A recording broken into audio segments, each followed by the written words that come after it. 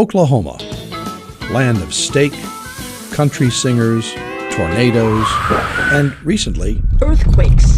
In the past, the average person might have felt 1 or 2 a year, but that number is skyrocketing.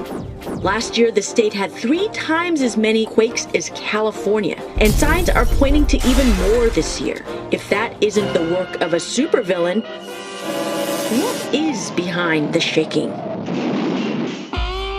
America has always sat on a bounty of oil and gas, but a lot of it was trapped in a type of rock called shale. About a decade ago, techniques to extract it got more affordable, helping trigger the oil and gas boom. And today, America is #1 in oil and gas. 25% of all new jobs created since 2010 all came from oil and natural gas reliance. It is the backbone of Oklahoma. Shale state economies thrived, and these days, prices plummeting at the pump.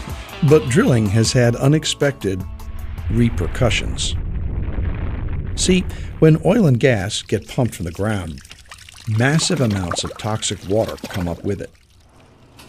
To dispose of it, companies inject it back deep into the earth. Out of sight, out of mind, theoretically. But sometimes that wastewater can add pressure to existing faults, causing them to slip, triggering earthquakes. This is happening in many places, but Oklahoma is getting the worst of it.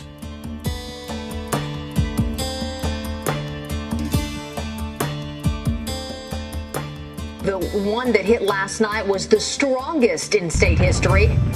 In 2011, disposal wells sparked an earthquake that damaged more than 200 buildings.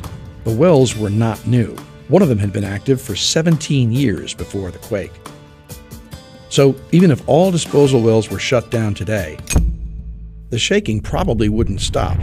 That might take years, maybe decades.